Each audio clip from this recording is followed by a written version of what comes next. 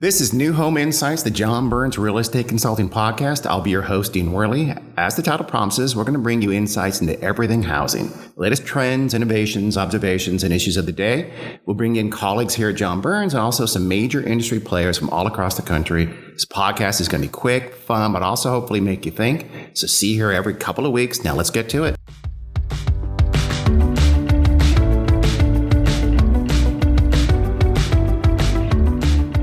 Welcome to another edition of New Home Insights with John Burns Real Estate Consulting. Today, I have a special treat.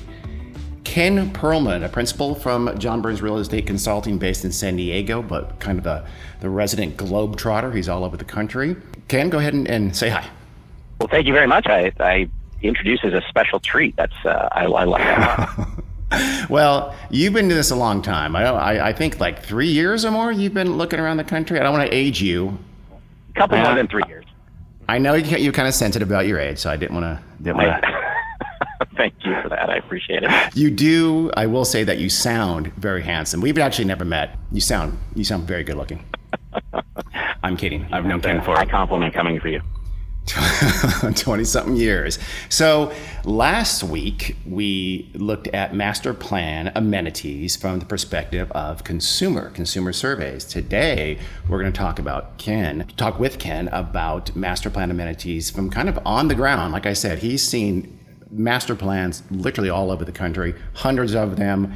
So today, he's going to have some great examples of what works, maybe what doesn't, and why it works with respect to some really hardcore, here's what's working, where, and why. So why don't we start with the big picture? Let's just start right away with what's the key stuff? What are the must-haves in master plans in terms of amenities from around the country?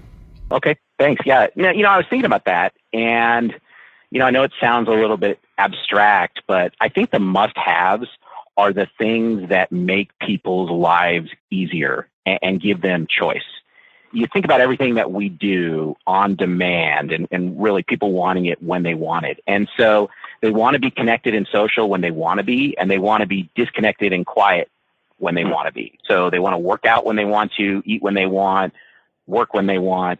And what people want and how they live their lives is changing all the time. So I really think that amenities need to be about flexibility and allowing homeowners choice. And I think that as we kind of look at amenities from a practical perspective, the ones that we're seeing as the best are really doing that. Now, that said, I think that the amenities that we're seeing today follow a theme: health, and that includes physical health and mental health and food and social interaction. And these are the types of things that can be relatively easy to create. Think about something like walking trails or biking trails. And I think Steve Birch told you in the previous podcast that about 68% of buyers kind of want a variety of trails inside the community. And that is certainly true in what we're seeing. I really love what the guys at Avid Trails are doing. They're really specializing in designing trails for master plan communities. They're rated on things like terrain and obstacles. You can download maps onto your phone and get information about the trails that they do. They have boot camps along the way. Just really cool from that perspective. Is the variety of those trails a key thing? I think I mentioned that we've seen sometimes some master plans where they're looking at sort of three types of trails in the same master plan. Is that critical to that?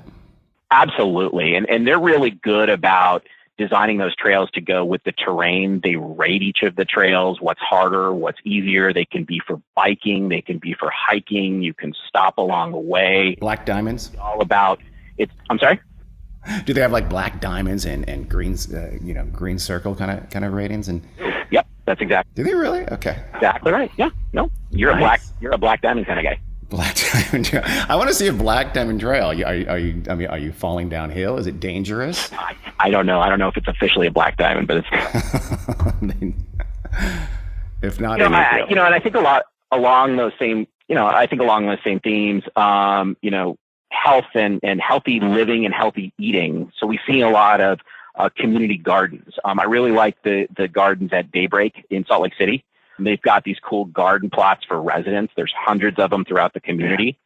Hillwood out of Dallas is doing Harvest, and you can literally go to their website and you can see this emphasis on gardening in their slogan. I think literally the slogan is a perfect community to put down roots, and residents can reserve their own plots. And then, Willisford, who has been, outside of Virginia, or in Virginia, they've been really one of the leaders in this concept. They have what's called the Willisford Conservancy and Farm. And they have these cool learning programs about growing food and healthy eating. They have a community-supported kind of agriculture program, which is sort of a farming co-op. And then what they also have that's super cool is they have this, what's called the Willisford Kitchen, with all sorts of culinary programs. And they have this in-house chef that brings together the farm and healthy eating. And so there's lots of these concepts all over the country. And then obviously, kind of leading into food, there's the Willisford Kitchen, but it can even be more simple than that. There's the Mueller Master Plan in Austin, or Miller, it's pronounced differently depending upon who you are. And they have these like food truck vendors who come in, really eclectic. Daybreak did the same thing. They have this food truck roundup around their large lake, and it's kind of like this weekly event where different food trucks come in and out, and people can try different eateries. The food types change, and it's really about kind of trying new things and experiences. And that's what's kind of setting those master plans apart. I'm not hearing microbrew, and that's making me kind of sad. Are we going to see that anywhere in a minute? Actually, it is. Microbrew is a big deal. And so obviously anything that deals with food and drinking and socialization, there's a community that I'm actually going to mention later on in the podcast that actually has a cool microbrewery that's built out onto an activated street. So now you're sold me. Wine, food, it's certainly an important part of that experience. That's cool.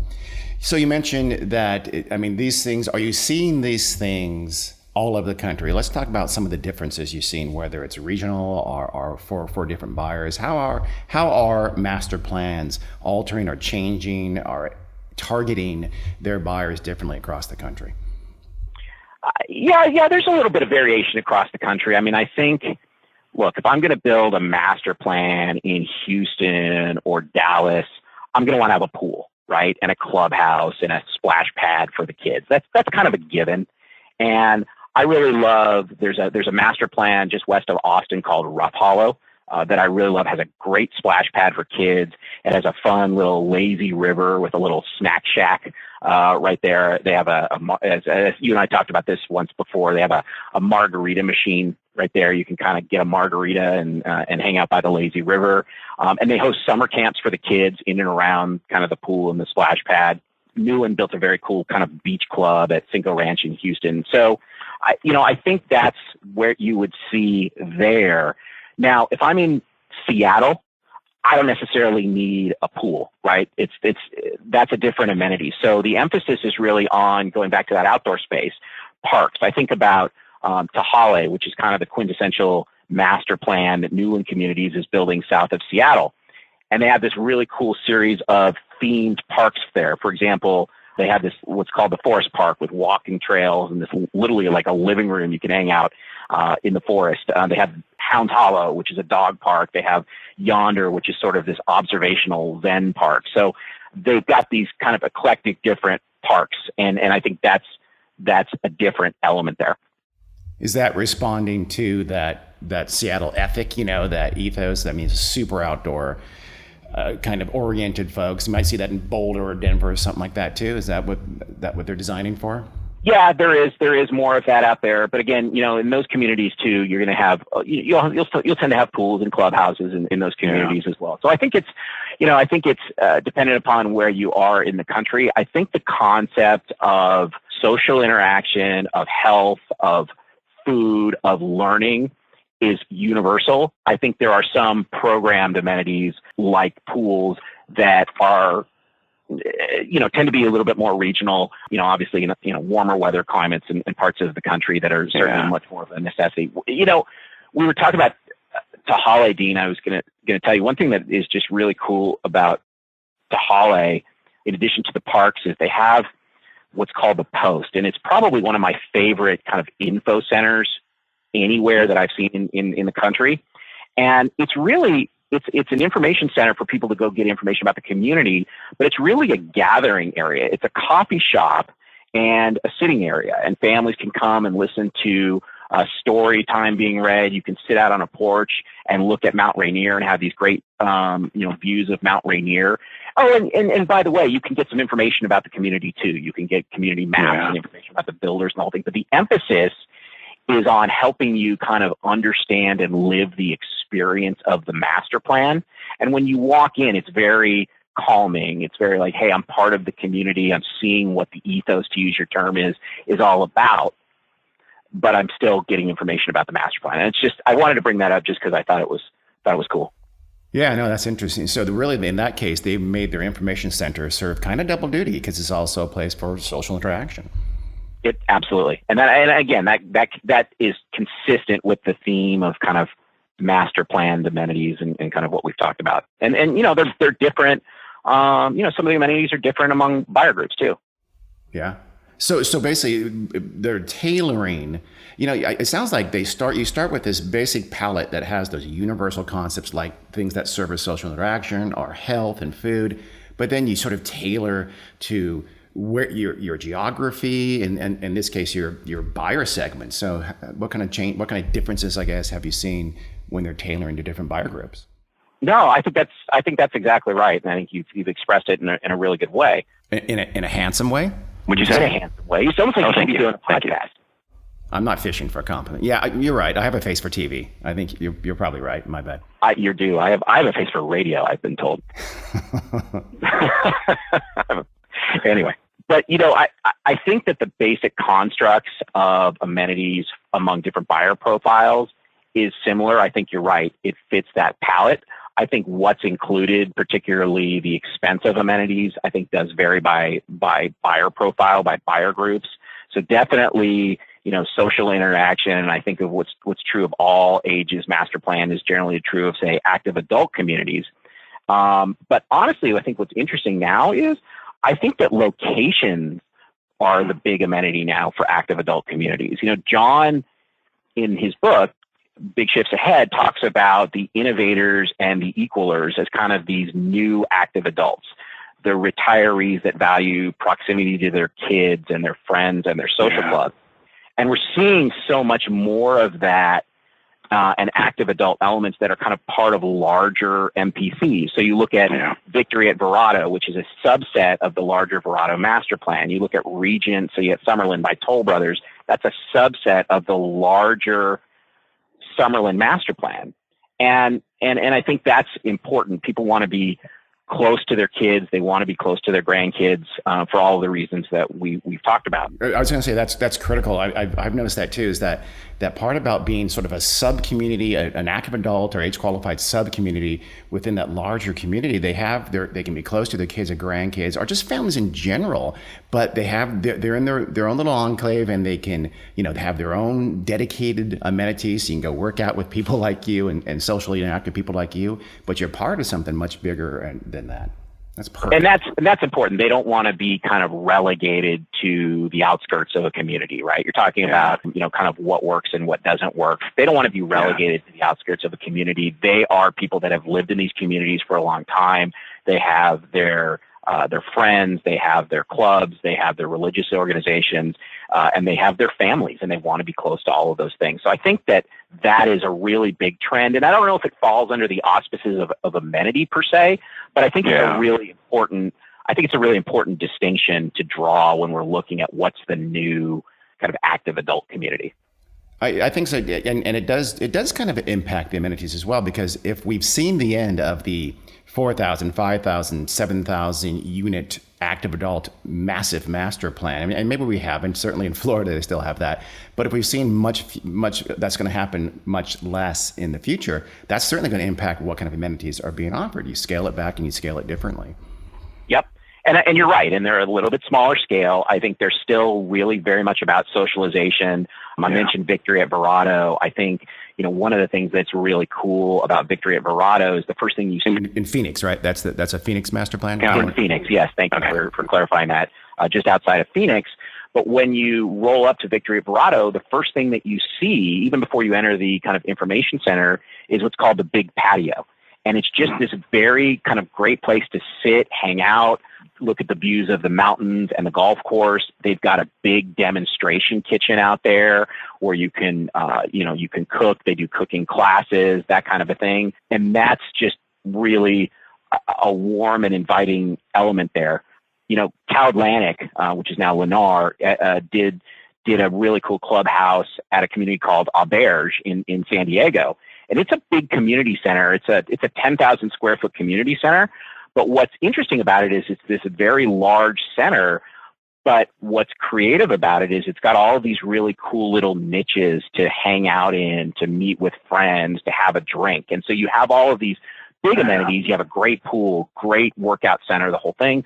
But it all goes back to that theme of I want to be with my small group when I want it to be. I want to be with my spouse when I want it to be. I want to be with a big group when I want it to be. And so it's that flexibility element. It's that kind of on-demand lifestyle. That's interesting. So it's not the big spaces within that clubhouse, let's say, but a variety of little spaces that are doing different things for different people in different smaller groups. Exactly. And it's just a great place to be. And then, I think when you talk about active adults and amenities, and I think this goes beyond just active adults, but pets, right? I mean, pets are huge, huge amenity. They're big for all ages, but particularly among those 55 plus. And I think in our last consumer survey, the 1950s innovators, I think, rated a dog park as the number one amenity that they were looking at for in a community. And just people treat their pets like royalty, right? I'm not sure my parents ever treated me as royalty. I shouldn't say that, right? Work that out with your therapist, Ken. That's not for this podcast. Go ahead. It's not specifically an active adult amenity, but there are just some super cool pet amenities that I love, and I think it's really important to the active adult buyer. But King Island out in Katy, Texas, outside of Houston, they have a dog ambassador who's this golden retriever who comes to greet residents and everybody who comes to the community. I think his name is Hub. Super friendly. The Halsley Master Plan in Virginia has a great dog park with some cool trails that I really like. And even little things like dog walking and dog watering stations. They have the South Paw Dog Park in Rancho Mission Viejo, and they have watering stations for dogs and those types of things. So I think that's important to not only that active adult buyer profile, but to all buyer profiles. That's that buyer. And then there are some things that are important, I think, to the younger buyer profiles as well.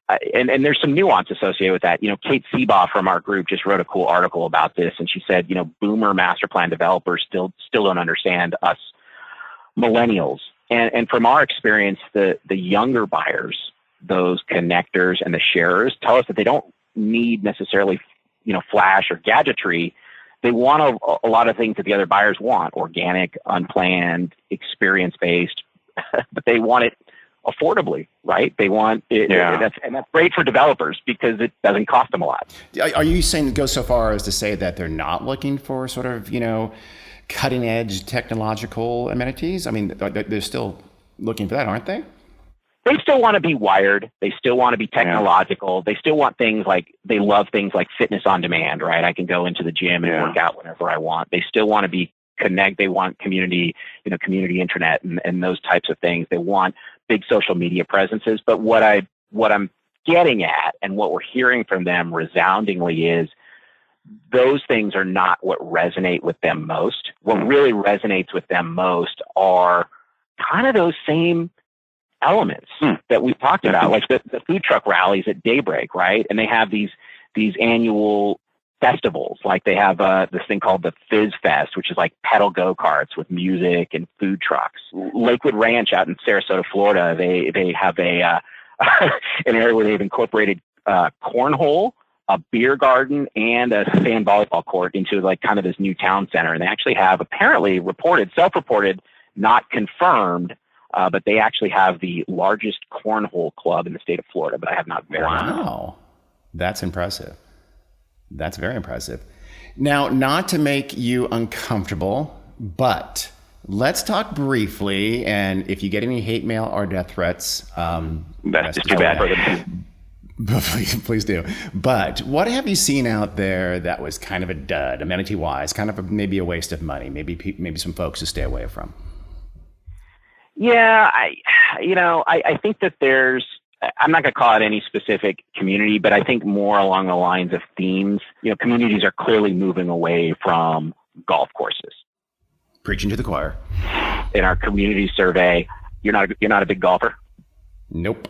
Hate it. The 1950s, those innovators, the portion of those really choosing golf and golf trails really fell. They're large, they're expensive to maintain, they use a lot of water. So really that's something. Pickleball is one of those things that kind of had a little bit of popularity. That's starting to fall off a little bit. Now, if you've ever watched pickleball, you can actually have some pretty fun pickleball tournaments. Usually involves a drink or two, but that they, really particularly those younger buyers who are healthier and a little bit more active, not quite ready to embrace pickleball. So those are the things that kind of stick. That's interesting. Anything, yeah. Well, it's interesting because you still hear, I think you still, talk to some sales agents around, at least in my region, and you'll still hear pickleball is pretty important. But you're right. I've seen the consumer, and it seems like pickleball has kind of started to wane. I think it's a fun phenomenon. Never say never to anything, but there's certainly that buyer segment that will want it. But I think as you're looking at top flight amenities, pickleball is probably not one of the ones that you need to pick out first. That said, it's a relatively inexpensive amenity to create and to maintain. So from that perspective, as a developer, not too big. It's really anything it's really the opposite of what we talked about. Anything that's just big, contrived, and over programmed. As we said, you can't force people to do what to do and when they want to do it. Clubhouses don't have to be massive. People want intimacy. They want to be able to socialize when they want to. Okay. So just being more on demand, more about convenience, not so much about the big classics. And again, as I mentioned, I think is clear to most people, golf, as you know, was invented by Satan. So it's about time that we just a thought. So any hate? I do know some people who are big golfers who may take exception to that, but Tiger, where I live. That's all I'm saying. Come at me, bro. So more generally, though, let's talk about the why. What are the key reasons these amenities that are working are working?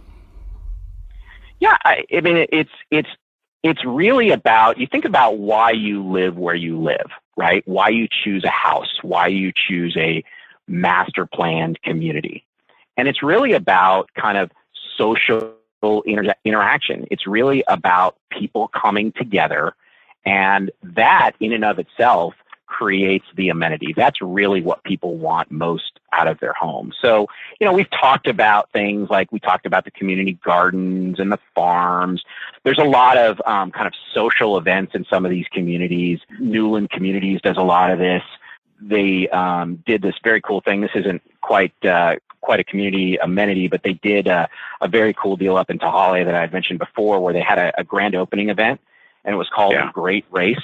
And basically what they did was, this was really a large scavenger hunt through the community and between 6 residents, and ultimately the winner won a home. So, but that, but there's simple things, I love what, we talked about, the Verado by DMB in Phoenix. They have this concept of they have a big tree there called the Giving Tree. And they have a philanthropic organization that centers around the Giving Tree, and it hosts charity events like the American Cancer Society and toy drives for kids and those types of things. So it's really about that social interaction.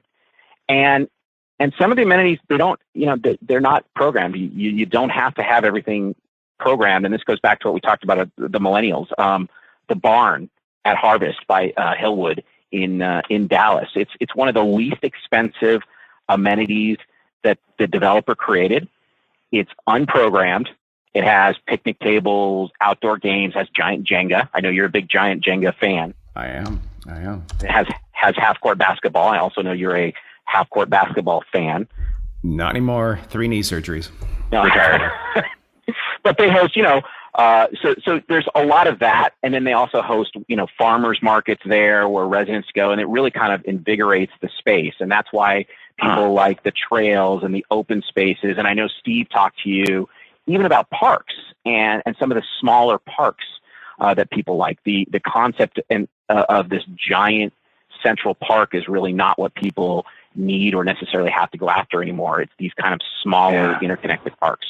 So it sounds like the underlying current there is social interaction, right? That getting people doing things together, but you do it in this incredible variety of ways you've mentioned, and provide the means for them to do it, and then let them go do it. Is that fair? That's exactly right. I think that's exactly right. It's making sure that you facilitate or create an opportunity for the residents of your community to come together and create a community. I mean, that's really the definition of community, isn't it? Yep. No, I like that. How about putting you on the spot right now? Are you ready? Name. All right, I'm ready. Name the coolest amenity or amenities. Couple of amenities pick out that just made you go, wow. The coolest amenity you've seen out there in your globe trotting. Globe trotting. Well, country trotting. Outside of the United States, globally, but what I can. I want to hear big stuff in Canada, but oh well, let's stick to America then. Yeah, there's a couple communities that I really like. I'm a huge fan of Rancho Mission Viejo in Orange County because they really have everything, and they're really a great mix of young buyers, young families, and active adults. Right? It's that active adult pulling into the community. I love their club there. It's called the Hilltop Club.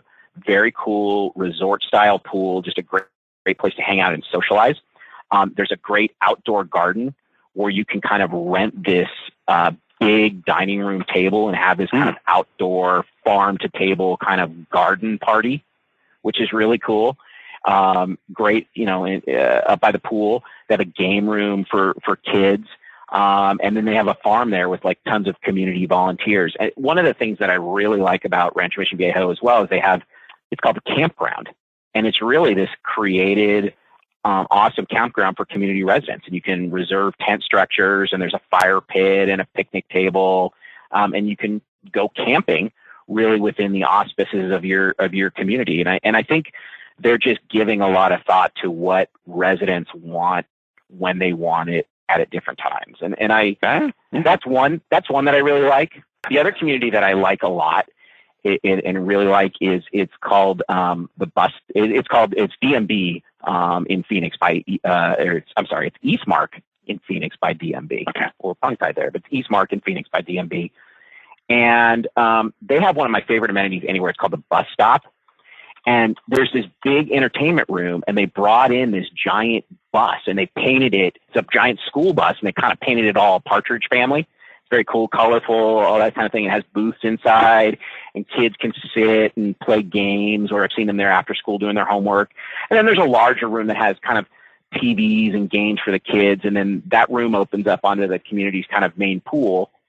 So you can, the parents can hang out and be at the pool and socialize and that kind of thing, and the kids can hang out inside and play or whatever they want. And they also created this really cool amenity called the Orange Monster, which is it's a huge play structure, and it's right in the front of the community, and it really encourages kind of community involvement and exercise. And when you bought a home there for the first 3 years, you actually got an orange cruiser bike when you bought your home. So you see all these people that are cruising around the community with this orange cruiser bike. And then when they created Victory at Verrado, that was, the active adult portion. They gave away bikes to the first buyers in Victory as well.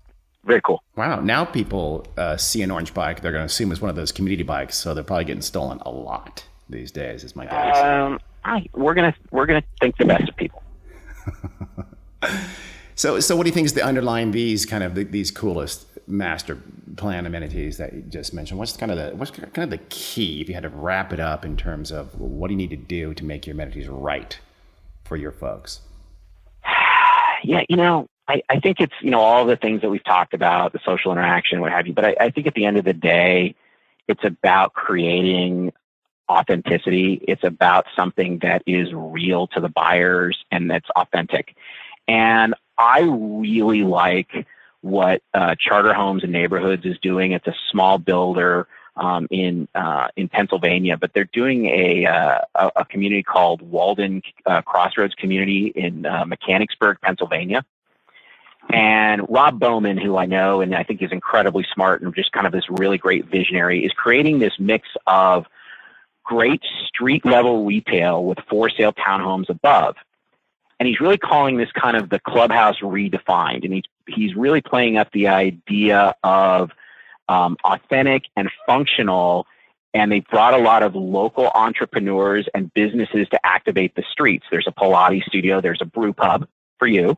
There's an ice cream shop and that kind of thing. And the idea here is to really activate the street, get people out, get people socially interacting. And in this instance, spontaneity and the ability to kind of see your neighbors, to walk and to socially interact is really the amenity.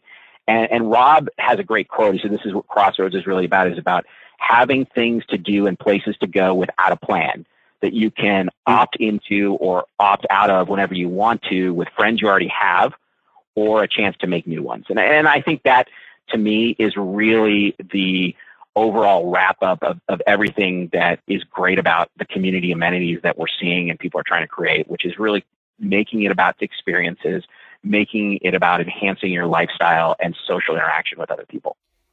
That's interesting. It strikes me too. One more question is, master plans are by definition almost, they're large scale communities, right? They tend to get a fair amount of, let's call it NIMBYism as a reaction. The more authentic and the more true to your locale that your master plan is, do you find that helps with that? It helps sort of sell it to the community? I think it does. I mean, I think it's all about, making it about a place where everybody in the community wants to interact. So a lot of these things that we've talked about, I think it's important that when you create social events, those things are created by the master plan, but they bring in people from outside of the master plan community. When you create amenities like they did at Crossroads, anybody can go walk and shop there and be part of this overall environment. So I think that really kind of creates the interaction with the outside. And I think that's an important element of it. It's about bringing everybody together, not just walling people off into their own kind of gated master plan community. That's good. That's a good point. I won't mention them, but there is in Northern California, there actually is a master plan that has been less than successful and did kind of what you mentioned. It kind of walled it off from the surrounding area, and I think that's a big part of its struggles. Yeah, and somewhere in the country too. I mean, we're seeing. There are always going to be communities that have gates, and it's reasonable to have gates for security. But I would tell you that we're seeing less of an emphasis on that in some places. It's people want to be interactive with their community. They want to be able to kind of associate with people that are like them, but also people that are different than they are. And I think that's what people are starting to embrace now. I hear it. Well, that's great. I'll do a quick recap. We've kind of gone long, but Ken, you know what? You're worth it. You're worth every second of it. So let me recap real quick. Absolutely. Some of the must-haves that Ken talked about are just this kind of on-demand, convenient amenities that help people do what they want, when they want, in their own way, whether it's working out or eating or whatever. It's about flexibility and choice. And certainly health and wellness is, again, a big part of those core amenities. In terms of differences across the country, you have pools and splash pads in warmer climates, and maybe in cooler climates, it's more kind of outdoor recreation. You want to gear it to the type of people who live around you. Like in Seattle, they want to go out and hike. So you'll tailor your amenities to those people. You'll do the same with your different buyer segments. In terms of the duds, well, we know that golf is evil. We found that out here in this podcast today, and so that's on the way out. Pickleball, a little bit. I'm not going to be associated with that comment. That's on me. Send it to me. But folks don't want to be overprogrammed. Ken mentioned earlier, and not those big contrived amenities are maybe on the way out or already about gone. In terms of why amenities work, is again going back to social interaction. It's you want to do it. Your underlying theme is to allow people to interact socially, to give them the means to do so, and then let them go nuts. And then some of the coolest things Ken has seen have been this Rancho Mission Viejo, which is in Orange County. They're a hilltop club with a pool and a garden and a party table. In Eastmark, they have the bus stop and the Orange Monster a play structure, the latter, a massive play structure. And then he just mentioned that you want to create authenticity. You want to be real to your buyers, your community, your surrounding environment, and you want to design amenities that make that true. Ken, how did that go? That feels good to you? That's a perfect wrap up. Right on. Well, again, thank you very much. Ken Perlman was our guest on this episode of New Home Insights. Please join us next time. Until then, I don't know. I don't have a sign off, so I'll think of one. Have fun. We'll have to work on that for the next episode. right in with the have a sign off for me. But otherwise, we'll see you later. Thanks.